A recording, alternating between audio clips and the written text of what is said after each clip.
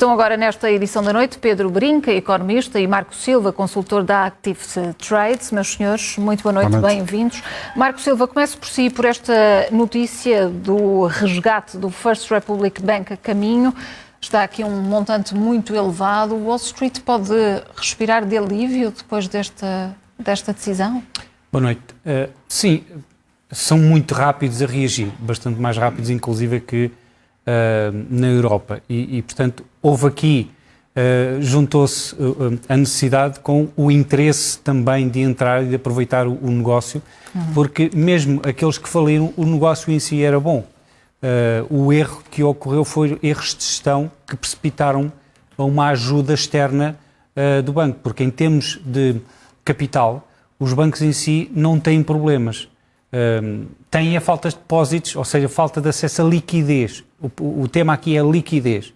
E, portanto, neste caso, existe uma injeção de liquidez para o banco continuar a operar, porque os depositantes, entretanto, têm vindo a retirar a liquidez, capital, do banco em si. E por isso é que eles têm andado a cair ou a ter dificuldades. Pedro Brinca, uma reação rápida que faz com que se respire para já de alívio? Como é que isto acontece? Bem, em primeiro lugar, dizer que aquilo que está a acontecer com o First Republican Bank, em parte, não é todo, mas em parte tem muitas semelhanças com o Silicon Valley Bank. Em que sentido? No sentido que era um banco especializado em gestão de grandes fortunas, em que os depositantes médios cediam os seus depósitos, em larga medida, dos 250 mil dólares que estavam seguros pelo Seguro Federal. O que é que isto quer dizer? Quer dizer que se houver alguma dúvida sobre a solvabilidade no banco, se for um banco que tem um portfólio de clientes muito diversificado, com muitos depositantes dentro daquele seguro, não existe uma corrida ao banco, não existe pânico. Porquê? Porque as pessoas sabem que mesmo que o banco falhe, o Seguro Federal desembolsa-lhes esses montantes. Mas isto significa que pode acontecer com mais bancos regionais? Pode acontecer com qualquer banco. Agora, há fatores de risco. E, neste caso, um fator de risco foi claramente mais de 2/3 dos depósitos do First National Bank, do First Republican Bank, peço desculpa, eram depósitos que não estavam cobertos pelo seguro de garantia, porque o saldo médio de cada depósito excedia largamente os 250 mil dólares, que tinha muitas semelhanças com o Silicon Valley Bank. Porquê? Porque o Silicon Valley Bank também era um banco especializado em startups tecnológicas, empresas, lá está, saldos médios muito elevados. E, para reconhecer de facto que isso era um problema, a primeira coisa que Biden fez, que foi, acho que apanhou muitas pessoas desprevenidas e não estávamos à espera, foi que Biden disse que os depósitos estavam seguros, no caso do Silicon Valley Bank, não só até 250, mas até os montantes acima de 250 mil dólares.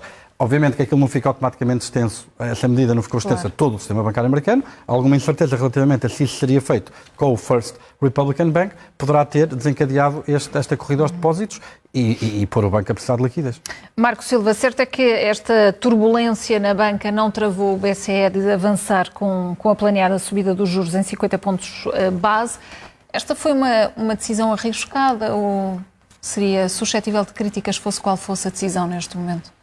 Não foi arriscado. Aliás, era uma obrigação do BCE em subir os juros em 0,5%, porque o mais importante neste momento não é este ou aquele banco atravessarem dificuldades. Isto faz parte do negócio normal da banca. Há alguns com dificuldades em algumas alturas, esses ou são comprados ou vão por água abaixo, mas depois existe a regeneração normal do sistema. Nos Estados Unidos isso é tudo muito mais rápido. Mas o BCE tem que travar a inflação. Esse é que é o principal problema neste momento na Europa. Não é os problemas ou a solvabilidade do sistema financeiro. É a inflação. Portanto, o BCE tinha que dar esta indicação também ao mercado que está em cima do acontecimento, até porque arrancou tarde e nós temos uma inflação muito superior à dos Estados Unidos e, no entanto, os nossos juros ainda estão muito abaixo daqueles dos Estados Unidos. Portanto, foi a decisão ideal. Pedro, se não fosse cumprida esta anunciada subida, que mensagem é que passaria ao BCE? Vamos lá ver. Voltamos a janeiro, não é? A perspectiva de um aumento de 100 pontos base até março não era prevista. Chegamos a fevereiro, o que é que acontece? São anunciados os números de inflação em Espanha e em França. E as perspectivas sobre o caminho das taxas de juro agravou-se de forma brutal. Porquê? Porque tivemos inflação a crescer outra vez em França e em Espanha.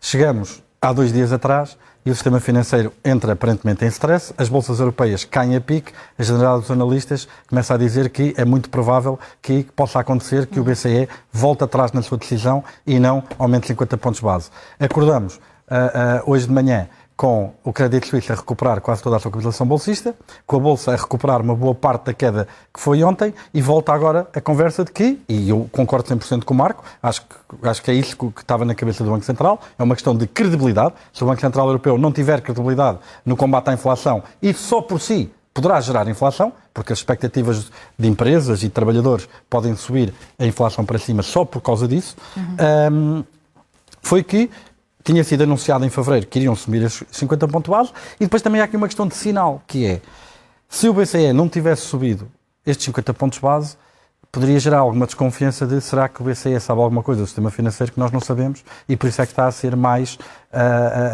já agora, conservador. O vice-presidente do BCE deu aquela indicação a alguns ministros das finanças de que alguns bancos provavelmente iriam ter problemas com a subida dos juros. Portanto, já há esse... O Banco Central Europeu sabe, já há essa percepção. Mas foi por isso que Christine Lagarde não se quis comprometer com o futuro neste momento? Sim, porque existe muita incerteza, não só na inflação, mas também com a situação do sistema financeiro bancário. A questão do crédito suíço não tem nada a ver com a subida de juros. Aliás, o dos bancos norte-americanos também não tem nada a ver com a subida de juros per si, tem a ver com má gestão pura e simples. Concentração de depósitos e outros negócios muito arriscados. E no caso do Silicon Valley Bank, o facto de não terem seguro, não terem comprado swaps de taxas de juro para segurar contra essa posição e essa exposição excessiva que o Silicon Valley Bank tinha às obrigações. E como disse o Marco bem, não comprou esses seguros, tem práticas de má gestão, correram risco e correu mal. Mas são diferentes, não é? São situações distintas. São completamente. Aliás, o Credit Suisse já era uma morte anunciada, praticamente. E digamos que aquela entrevista do maior acionista quase que foi... o gatilho. É muito complicado o principal acionista dizer que não injeta mais dinheiro no banco naquela altura crítica. Quer dizer, e também é muito complicado perceber porque é que o Banco Suíço não interviu antes para salvar o banco. Teve que ser depois, as ações tiveram que cair 50%. Se calhar houve alguém que fez aqui umas boas compras de títulos muito abaixo do preço que estão neste momento ou que vão estar daqui a algum tempo, depois de serem salvos pelo Banco Nacional. E neste momento, Pedro, o Credit Suisse conseguiu a liquidez do Banco Nacional Suíço, mas a torneira pode fechar por aqui. Eu concordo com o Marco num ponto também, que é o Credit Suisse já tinha vários problemas, não é de agora. O Credit Suisse, nos últimos tempos, teve um escândalo ligado à espionagem de um ex-funcionário. Foi condenado em tribunal por lavagem de dinheiro. Esteve envolvido em casos de corrupção em Moçambique.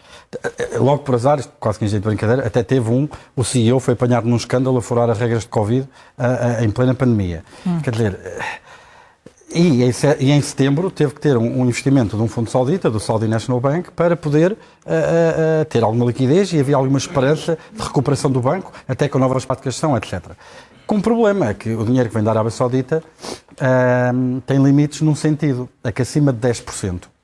As exigências do ponto de vista da regulação na União Europeia são muito mais intransigentes, o nível de prestação de informação, de prestação de contas, e obviamente que em certas zonas do globo esse tipo de escrutínio não é assim tão bem-vindo. Por isso, uma das razões pelas quais, pode até nem ser a dominante, mas foi a que eles apontaram, que os investidores sauditas apontaram, foi precisamente que não queriam estar sujeitos ao escrutínio, que ter uma participação no crédito suíço acima de 10% implicaria.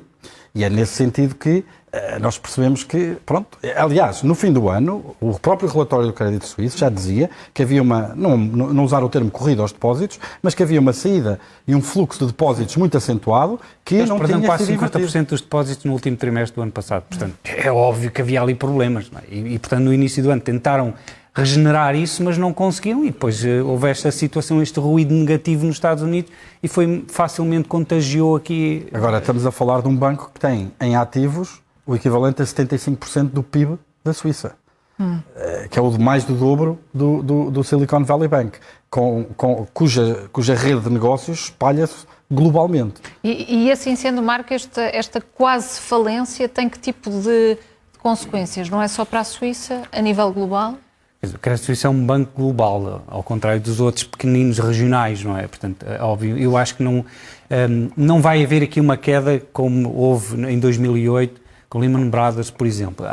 Vai haver, aliás, já houve aqui uma intervenção estatal que está a ser contestada também. Isto poderá não ser assim tão simples, mas não irá ter grandes consequências, até porque o negócio pode ser vendido e vai com certeza ser vendido, comprado por outros players importantes. Portanto, certamente não haverá aqui uma implosão do sistema financeiro ou problemas graves, porque também o mercado já está muito conhecedor dos problemas do Credit Suisse. Portanto, os tubarões já estão a ver com que fatia do negócio é que poderão ficar caso venha a ser esse o caso. Portanto, não estou a ver que existam aqui grandes complicações, nem para a Suíça, nem para o sistema financeiro global, porque o Credit Suisse é efetivamente um grande player. Pedro, os bancos portugueses, os responsáveis políticos também, têm afirmado taxativamente que não há aqui caso para preocupação. Não há efetivamente, ou esta é a mensagem que tem que ser passada? Tanto quanto eu sei, e se calhar aqui o Marco até pode saber melhor do que eu, os bancos são obrigados a reportar o seu mapa de ligações em termos de investimento, mas apenas para bancos fora da União Europeia, em termos da exposição nos seus relatórios anuais. Não sei se eu creio que é assim. Nesse aspecto, eu tentei, por acaso, saber, antes desta entrevista, qual era a exposição da banca portuguesa relativamente aos ativos do Credit Suisse. Ainda não se conseguiu perceber, ainda não se conseguiu perceber bem, não é? A dimensão. O problema da Banca Nacional Europeia não está aí. Okay? Não está aí. O problema da Banca Nacional Europeia está, efetivamente, nos balanços e nas imparidades que, eventualmente, começarão a aparecer, seja por exemplo, empréstimos não estar a ser cumpridos, por exemplo, e também dos negócios com dívida pública estarem a ser registados, eventualmente, com perdas, que foi isso que aconteceu no Silicon Valley. Portanto, isso sim é que poderá ser preocupante. E daí que o vice-presidente do BCE tenha indicado que poderão haver alguns bancos mais frágeis. Porquê? E também é uma coisa importante, porque é assim, por exemplo, a maior parte dos principais bancos em Portugal está a dar taxas de juros de depósito muitíssimo baixas. Ora, a nossa dívida pública há 10 anos está a pagar 3%, muito superior a 1%, como há muitos bancos que estão a dar. Portanto, quem é que é o investidor que coloca a 1% e não vai antes para uma dívida pública que é, no final do dia até é mais seguro, 3 vezes mais? Portanto, aí é que está a questão. A subida dos juros possibilitou que houve outros instrumentos muito mais interessantes em termos de rentabilidade, como as obrigações soberanas, do que os depósitos a prazo. E a banca não está a seguir, ou seja, não está a dar o mesmo, ou ser competitiva, e portanto está a perder depósitos. Mas considera que em Portugal não há riscos, pelo menos neste momento, face ao que sabemos? Não, eu acho que não há riscos, mas é importante salvaguardar aqui, porque a Banca Nacional está muito exposta às obrigações soberanas nacionais. Portanto, vamos ver. Isto depois é uma questão contabilística, porque se as obrigações chegarem à maturidade, não há perdas. O problema é que o Silicon Valley Bank não pôde deixar seguir até à maturidade algumas, porque precisava de liquidez, precisava de dinheiro. Portanto, teve que vender antes do prazo, perdeu dinheiro. Perdeu muito. E o mercado assustou-se imediatamente e pronto, foi abaixo. E quais são os maiores riscos perante estes sustos que têm surgido e que têm sido constantes na última semana? Os riscos são a realização de largas perdas de capital, porque tem que o realizar para satisfazer levantamento. Se houver um grande levantamento de depósitos, é preciso vender estes ativos para realizar capital para poder satisfazer essa procura, registram-se perdas elevadas mete-se em causa a solvabilidade do banco e depois aquilo é uma catadupa, não é? Eu concordo com o Marco, isto não é 2008, o sistema financeiro hoje está muito mais resiliente que o que estava na altura, está extremamente capitalizado, as ferramentas e a vontade das principais instituições são diferentes. Os bancos centrais perderam a vergonha, isso é importante. Perderam a vergonha em que sentido? No sentido em que hoje em dia agem e mesmo os governos mesmo agem... perante críticas o ativismo institucional, é que antes não era bem assim. O ativismo institucional é muito mais forte e nós vimos isto não é só dos bancos, nós vimos isto não é só dos bancos centrais, nós vimos isso até dos governos nacionais para combater o Covid. E parte dessa falta de vergonha que o Marco está a falar é a causa pela qual nós estamos agora metidos no problema da inflação. Porque a ajuda foi excessiva, a confiança nas injeções, quer de política orçamental, quer de política monetária, foram excessivas e a economia respondeu. Para terminar, a única semelhança que eu vejo entre Lehman Brothers 2008 e o Credit Suisse agora é que o presidente do Credit Suisse chama-se Alex Lehman. Tirando isso, não vejo mais. É a única Só uma questão, semelhança. por exemplo, nos Estados Marco. Unidos, a conjugação das 3 entidades para anunciar que todos os depósitos, todos, até os acima de 250 mil dólares, estavam garantidos, isso foi uma intervenção muito rápida e isso foi uma daquelas atitudes de perder a vergonha. Ou seja, isso não aconteceria eventualmente em 2008. Pois não. Marco, mas só para concluir, já aqui falamos da estratégia do BCE, que está centrada sobretudo no combate à inflação, mas como é que conseguimos aqui um equilíbrio entre este combate à inflação, sem danos excessivos para a economia e também com uma estabilidade, conseguindo a estabilidade da banca e dos mercados sucessivamente? É preciso ter noção de um ponto muito importante. Para nós reduzirmos a inflação, neste momento, tendo em conta que não conseguimos controlar o preço de algumas matérias-primas, temos que reduzir o consumo. Ou seja, as pessoas têm que consumir menos. Ponto final, parágrafo. É assim. Ou seja, significa que têm que ter menos dinheiro na carteira para conseguir consumir menos. É isto que está a acontecer. Apesar dos governos e do Banco Central não querem dizer que não querem provocar uma recessão, mas quase que tem que existir isso para reduzir o consumo. Agora, há uma coisa muito importante. Trigo, petróleo, gás natural na Europa estão a valores mais baixos do que pré-guerra da Ucrânia.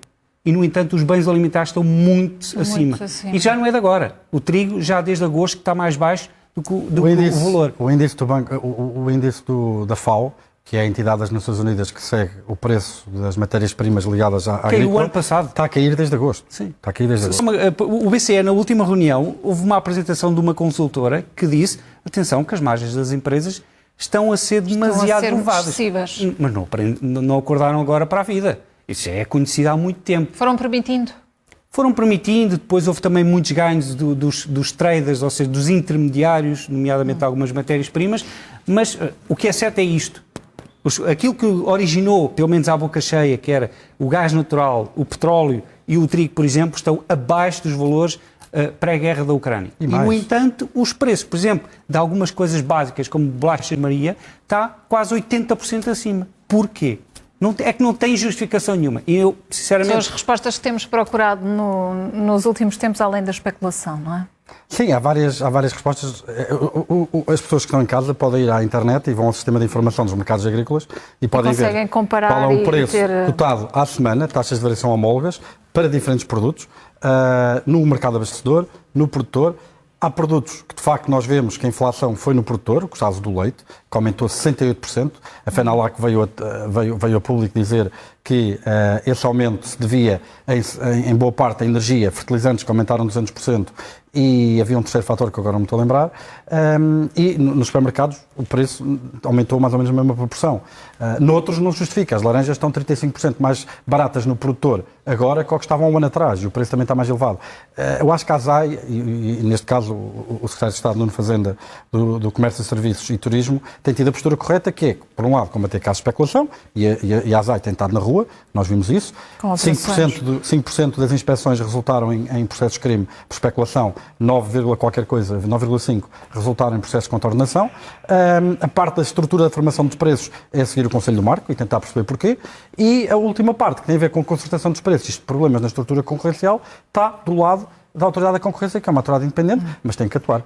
Sim, que tem achado muitos casos de ilegalidade. O problema é que mais vale eles cometerem ilegalidade em termos financeiros. Posso só dizer uma coisa para terminar? Para concluir mesmo para concluir. Não há trade-off entre a política de taxas de juros, de combate à inflação e a estabilidade do sistema financeiro, e a prova disso foi que nós tivemos concessões de liquidez brutais após a grande recessão e nós não tivemos inflação nenhuma até 2018. Porquê? Porque todas as assistências de liquidez acabaram nos balanços dos bancos, a capitalizar os bancos, a tornar o sistema financeiro mais forte e não acabou na rua. Se estas operações de assistência de liquidez seguirem o mesmo padrão, não serão um problema para a inflação. Pedro Brinca, Marco Silva, boa noite a ambos. Agradeço a vossa presença e a análise nesta edição da noite.